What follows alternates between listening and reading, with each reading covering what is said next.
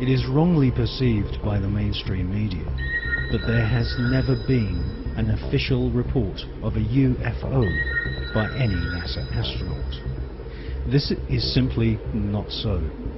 Since the early experimental orbital craft were developed by ex-Nazi SS officers on behalf of NASA, American astronauts have continually reported strange UFOs. In many cases, photographs and even film was shot of these mysterious, unidentified flying objects.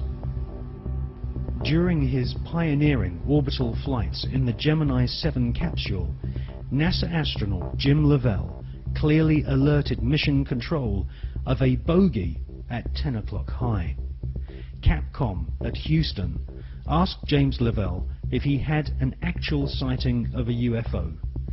Lovell answered, "We have several, an actual sighting." Gemini 7 here, Houston, you're 8. Last clear, 7, go ahead. I told you at 10 o'clock high. This is Houston, say again, 7. We have a bogey at 10 o'clock high. Roger.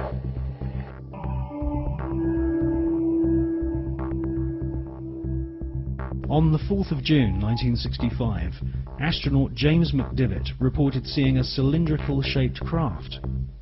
Could this be one of the cigar-shaped motherships which have been filmed from the ground on many occasions, most notably in Russia and California during the 1970s?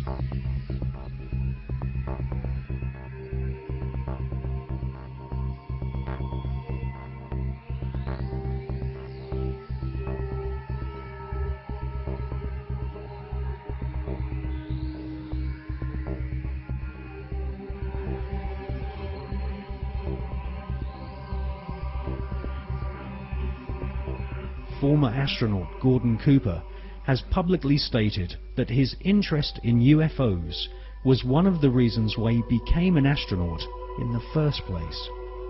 In 1978, Gordon Cooper attended a meeting of the Special Political Committee at the United Nations General Assembly in order to discuss the UFO phenomenon.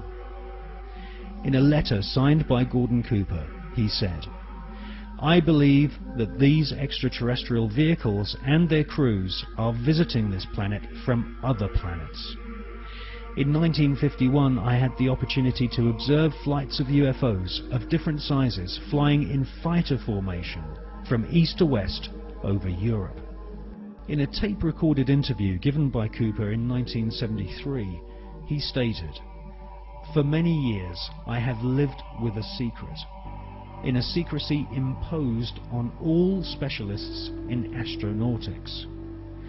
I can now reveal that every day in the USA, our radar instruments capture objects of form and composition unknown to us." I wonder, did you have anyone call you about a strange plane or airplane or something in the air? Where? It was coming down Sampson Drive. I don't know what it was. It was a flying saucer. What did it look like, ma'am? It was like almost like an iridescent color. It was like a bluish purple. I could see a red glow up in the sky. It was huge. People are serious. They're very upset. Whatever it was lit up. I mean, literally, if you were underneath it, you could see it would be like daylight with red lights. It changes colors from white to red to green. The sucker has not moved. We have multiple departments right now that have sightings on it.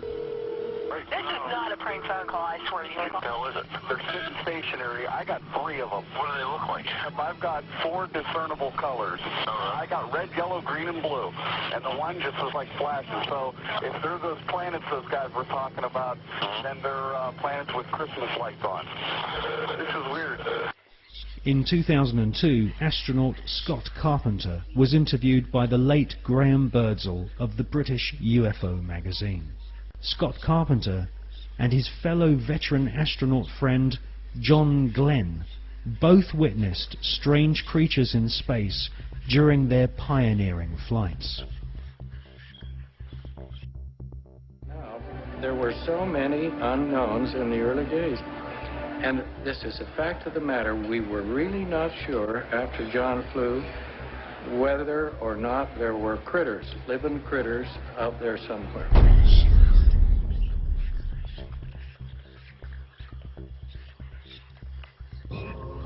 После этого, значит, у нас сотворы закрутятся, мы все введем, потом начинается проверка.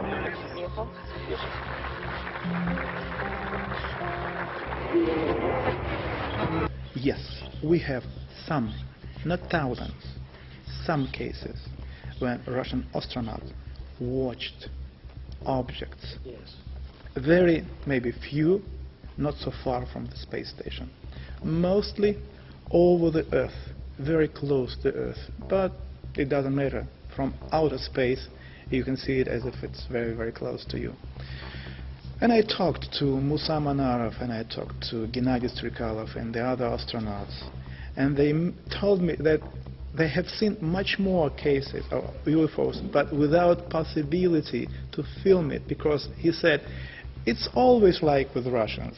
When you see something, whether this camera is without battery or with battery lying at the other end of a spacecraft, or as Musa once told me, I see strange, interesting objects, but at the same time a spacecraft is coming to me and I need to dock it, and I can't leave the place and film it.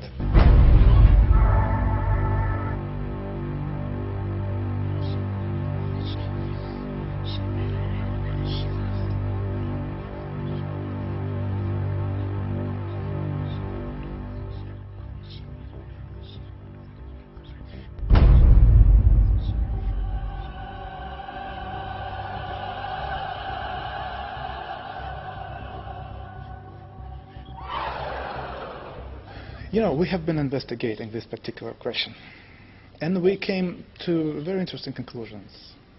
I wouldn't say that millions of people or thousands, no, but there are many people who have not been abducted because on their level of knowledge and on their level of understanding and abilities, they do not need to abduct people.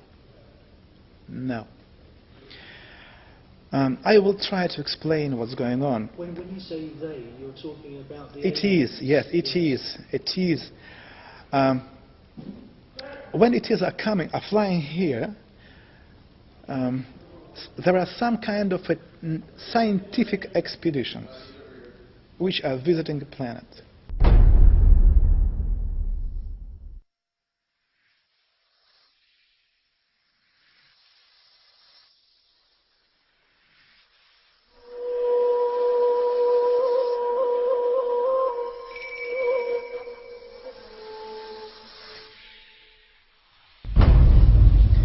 For us it was very unusual to find out that the deepest and the most important interest for them is the God. Who is He? They are looking and searching for God, yes, and His creation, ways, understand everything. And they can learn it only in one way: if they learn and check how big human groups are behaving, kind of an invisible influence, and how people are reacting. At the same time, there is another very interesting technology. When they meet a person, they take from a person kind of a informational hologram. This hologram, which any human being have, contain in itself information about previous lives, about present life, and something about possible future. They take this hologram, informational hologram, and then to be able to read it, to decode information, they need to have a special key. This special key is the sample of your way of thinking. For this reason, to have this key, they somehow